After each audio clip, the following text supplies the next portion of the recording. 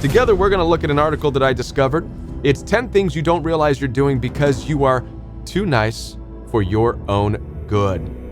I hope that we take away from this article the things that we might be doing that allow abuse to continue in our lives. My name is Kevin, and this is The Royal We.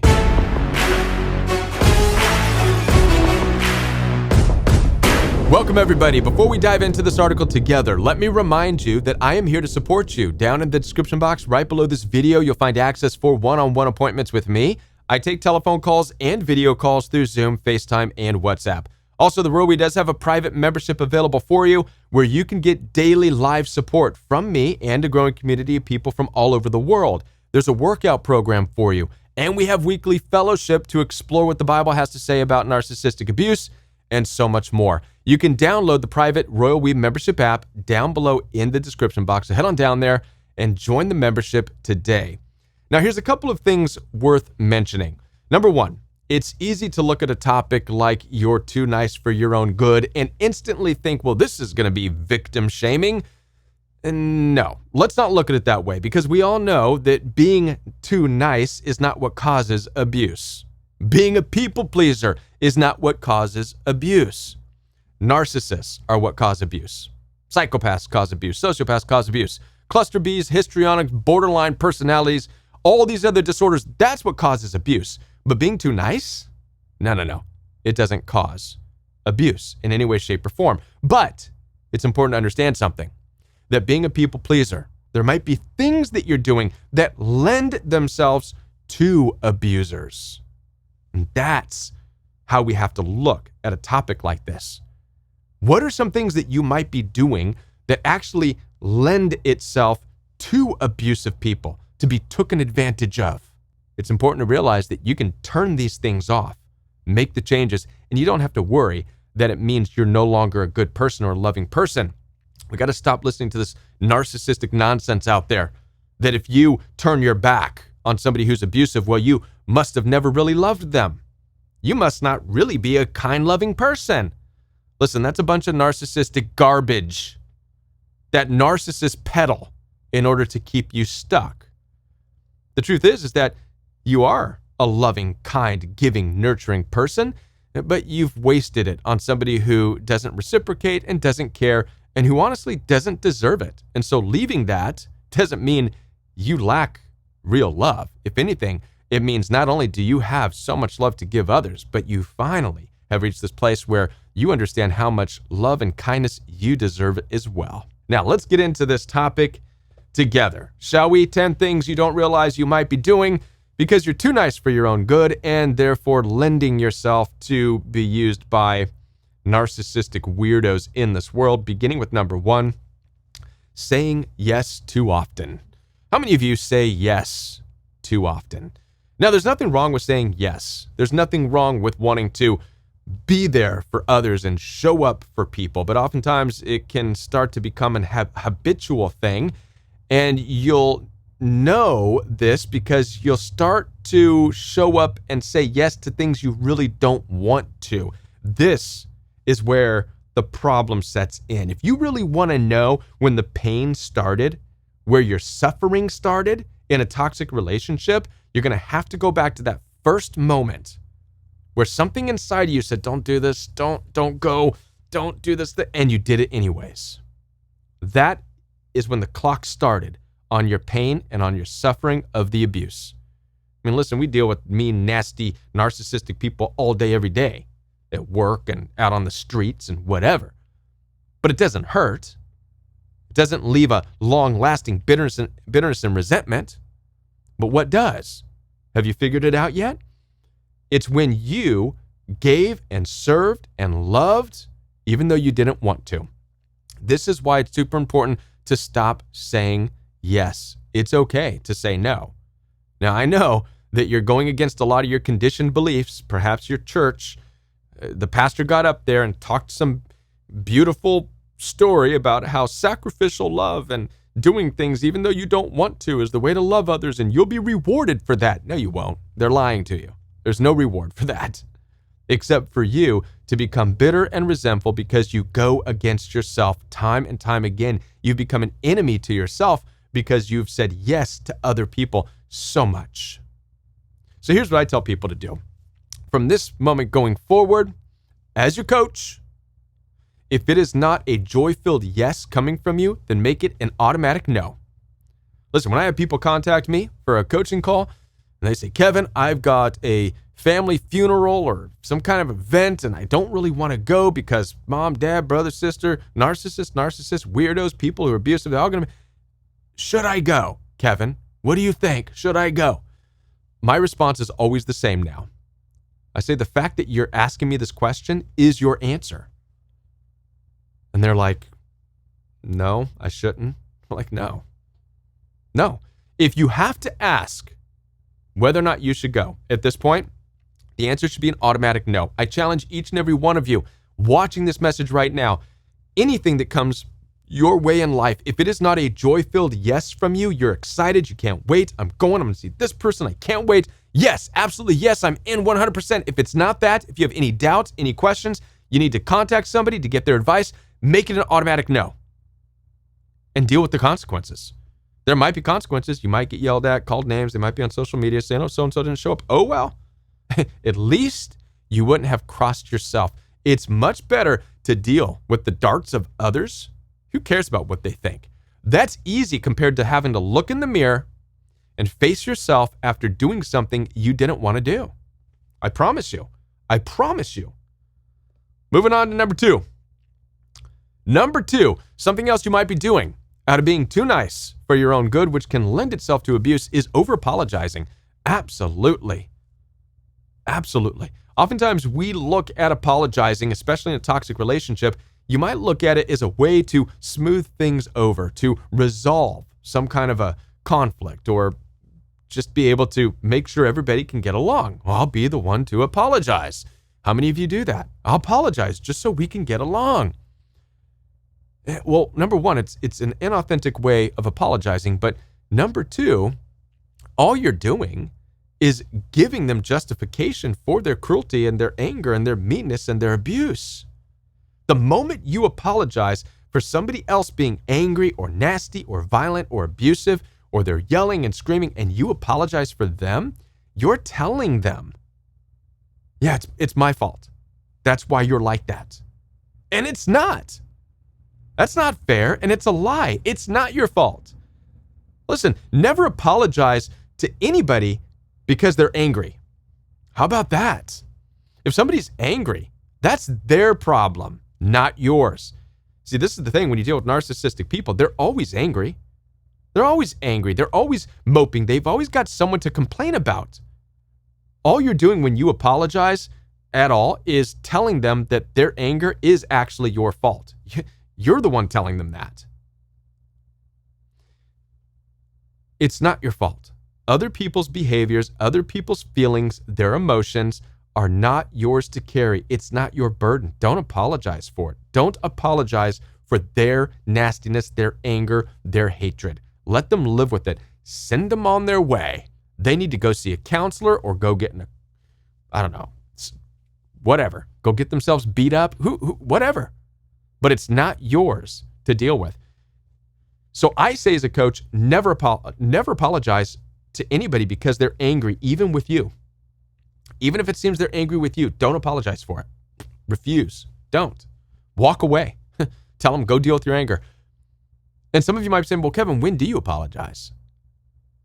The only time you should ever apologize is only when you walk away from a situation or from an engagement and you feel deep down that maybe you said something that's outside of your character.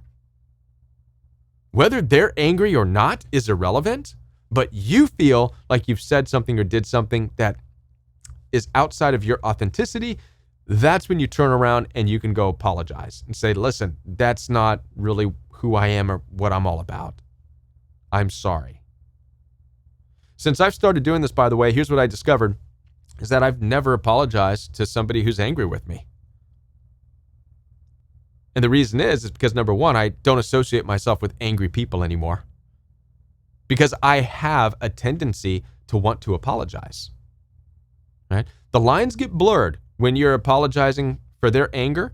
you start to lose sight of what you're really doing right and really doing wrong.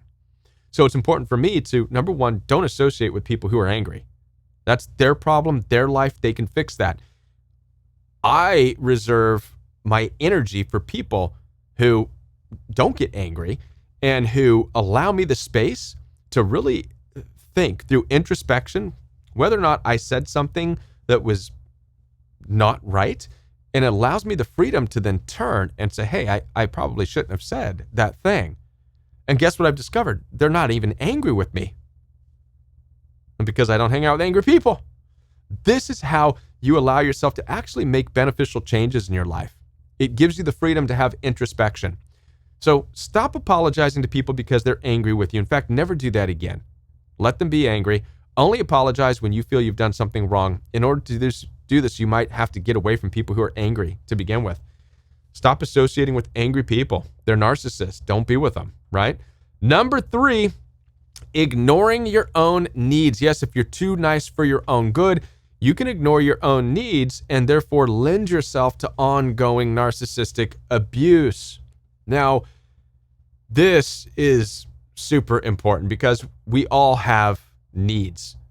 But when our needs aren't met, there's a phenomenon that takes place. Can you guess what it is?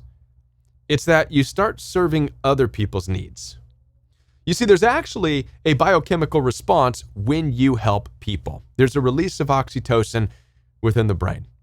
There's a release of reward biochemicals that allow a person to feel good. By our nature, our brains are wired this way. This is why it feels good to help others. It truly does. Even narcissistic people get this oxytocin hit when they help others. If they're giving somebody money or if they're doing this and they like the virtue signaling aspect of it, they get a double dose because not only do they do something good, they also let everybody know about it. So they get a double dose of that oxytocin, right? But the typical normal human being does get a hit, a biological or biochemical hit of a feel-good chemical by helping others, by serving others. So what happens in a toxic relationship is when your needs go unmet, it's easy to shift into, I'm going to do something, make myself busy to serve them. I'm going to do their dishes in this moment because my needs aren't being met. So I'm going to do the dishes. Or I'm going to make them dinner. Or I'm going to fold their laundry, or I'm going to wash their dirty underwear, or I'm going to do something for them. And this is problematic because what you're doing is anything you can just to feel good in the relationship. Listen, I've been there. It's a horrible, horrible feeling. I remember dealing with the narcissistic in-laws. I would go over there every week for dinner because I broke rule number 1. I said yes, and I showed up week after week, even though I didn't want to be there. I also broke rule number 2. I apologized to him for no reason. But I broke this rule as well. I was not having my needs met. My needs were to sit and to engage in a family setting, to have good, healthy conversation. Those were my needs. But I didn't get that with these people. I got ridicule, gossip, slander, demeaning, devaluing comments, name-calling, cussing, yelling, screaming. So what I started doing, I kid you not, in order to feel good at all, is I got up and I went and I washed the dishes. Often. I'd go and start washing the dishes because it felt good. It was the only way in this situation I could feel any oxytocin, I could feel any sense of goodness. That's not what you want. If you're in a relationship where it starts to only feel good when you're washing the dishes, you need to get out. If you only feel good in the relationship when you're cooking for them, get out. If you only feel good when you're doing something for them while ignoring your needs, get out, because that's exactly what's taking place. You're so depleted, you're so starving that you're willing to serve them just to feel good. If that's taking place, stop, take a pause, and leave. I'm not doing the dishes. I'm not doing anything else. I realize that I'm starving right now. My needs aren't being met, and that's why I'm feeling driven to do something. So I need to stop and just walk out the door. All right? Very important. Moving on to number 4 now. Number 4 is avoiding confrontation. Yes, absolutely. Oftentimes when you are too nice for your own good, and it can be an issue where you lend yourself to abuse because you avoid confrontation. Avoiding confrontation means that you don't do anything except continue to show up. You don't say anything back to them. You don't stand up for yourself. You don't leave. You just constantly show up and let their nasty, mean, narcissistic behaviors bounce off your shoulders, right? You allow the disrespect to fly your way. And oftentimes we are non-confrontational because we're afraid. We don't want to cause any more conflict. We don't want to be the cause of any drama. Meanwhile, you're in a situation that's full of drama. It's like you're stuck because a lot of people are afraid of confrontation because you think that you have to look like them. That confrontation means you have to yell back and fight back and argue, and that's not confrontation. Confrontation can be as simple as, I don't want to be talked to like this. I feel this is disrespectful. I don't want to be here anymore. I'm not going to deal with this. I'm out. That can be confrontational. But even if that doesn't work, because oftentimes if you say stuff like that to a narcissistic person, they're just going to engage in an argument with you, right? They're going to get into, what are you talking about? You're selfish, blah, blah. And they're going to keep you locked in because oftentimes they want you to confront in that way. They want you to argue with them. That's where they know they've got you. They've got a grip on your 2 feet and you're planted. You're going to argue with me. Yes, I got your time. That's what narcissists say in their mind. So sometimes the best way to confront narcissists is with your body language. Yes, listen, body language is still a language. It is. And sometimes with body language, you can simply leave, and that sends a powerful message. The best message I ever gave the narcissistic in-laws that I dealt with, are you ready for this? It was nothing that I said, right? Because I tried telling them, hey, I'm not comfortable here. Right? And they would mock it. They would criticize it. Oh, blah, blah, blah. This is us and you can't change us. Whatever. But my final confrontation was nothing but body language. I stopped showing up. And that was the most powerful message I ever gave them. And what's interesting about it is afterwards, they're like, you never said anything. You never said, if you would have let us know we were bothering you. I'm like, no, I did. You weren't listening. Because narcissistic people will not listen to you when you're talking to them. When you're confronting them with things that you're not happy with, they're not going to listen to you. But when you use your body language to disappear and leave the relationship, they have no choice but to listen to that. So keep this in mind. Confrontation can sometimes mean using your body language to leave a situation, and that's confrontational enough. But the worst thing in avoiding confrontation, what that looks like is not doing anything. It's not leaving. It's not standing up for yourself. It's just standing there, taking their hits. That's what avoiding confrontation is. We want to make sure we're not doing that because that lends itself to abuse. Ongoing. Number 5, constantly feeling guilty. Guilt can be a powerful emotion. Now, I believe that this goes back to one of the things that I mentioned earlier in this video, that you could so desire to be a good person. Part of being an empath, part of being a people pleaser is this desire to see everybody feel encouraged and feel loved.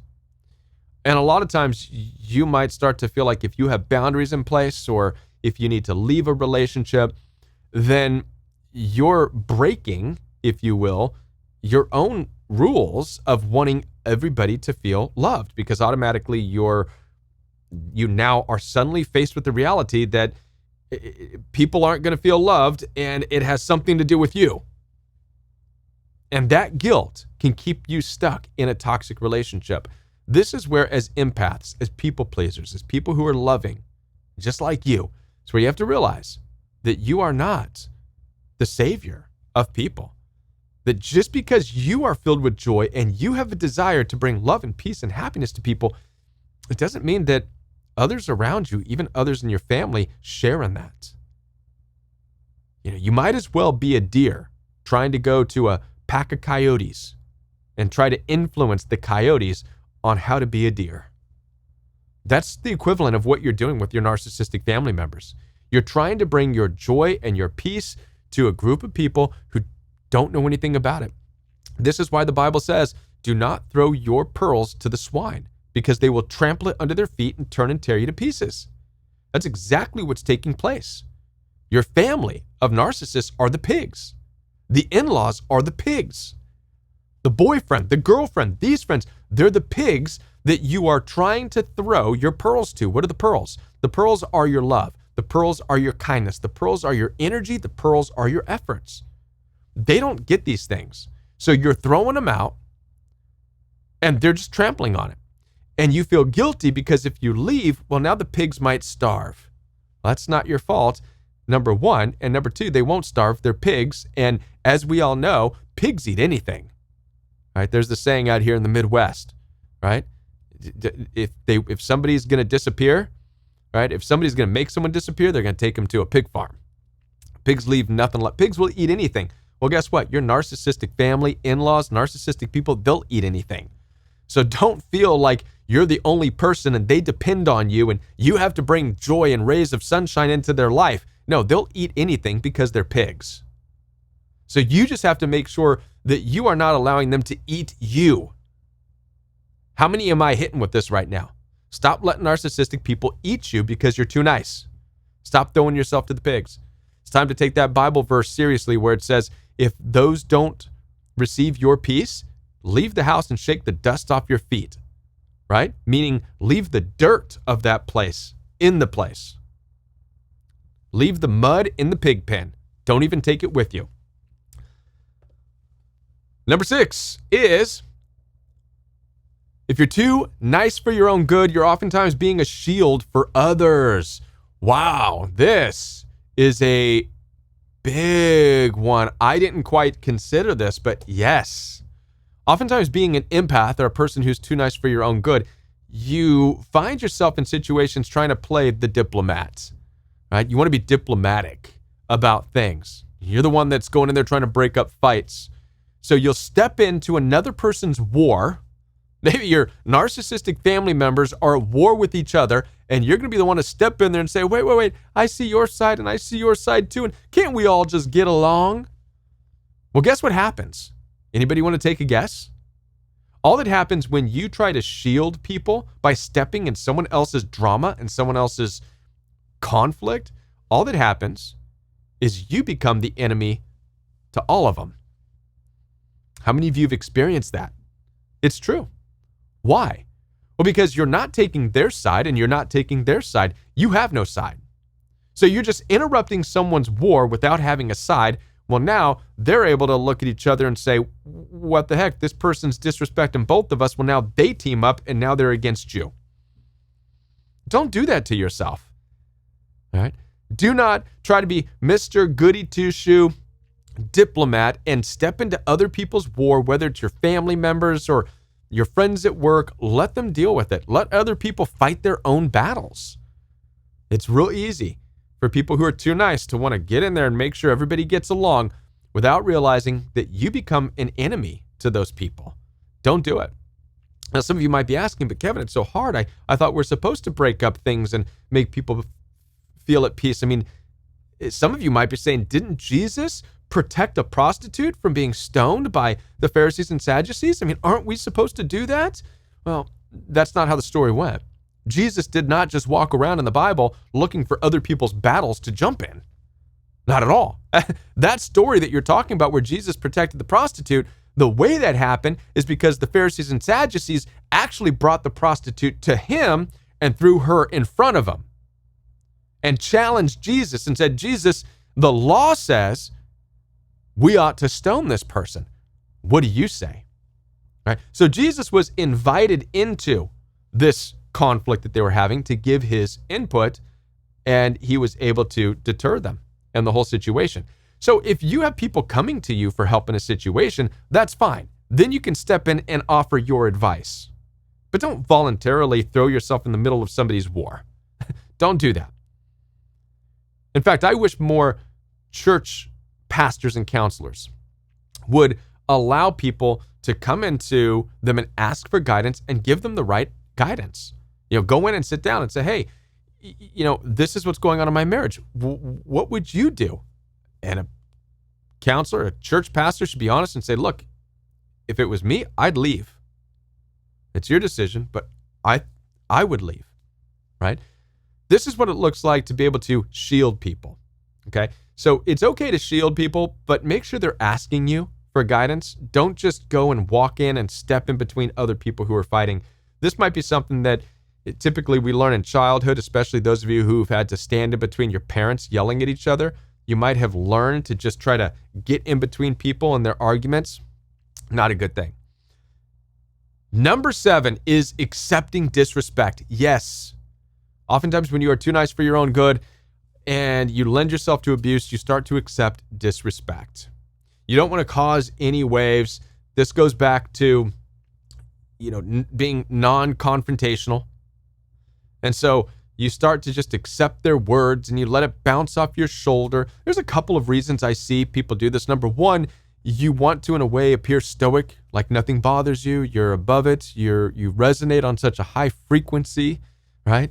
Oh, my frequency is so high that I am floating above in the clouds, above all of the disrespect even. Wrong.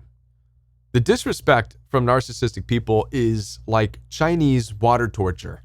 No offense to the Chinese, but Chinese water torture is when they would just drop drops of water on somebody's head.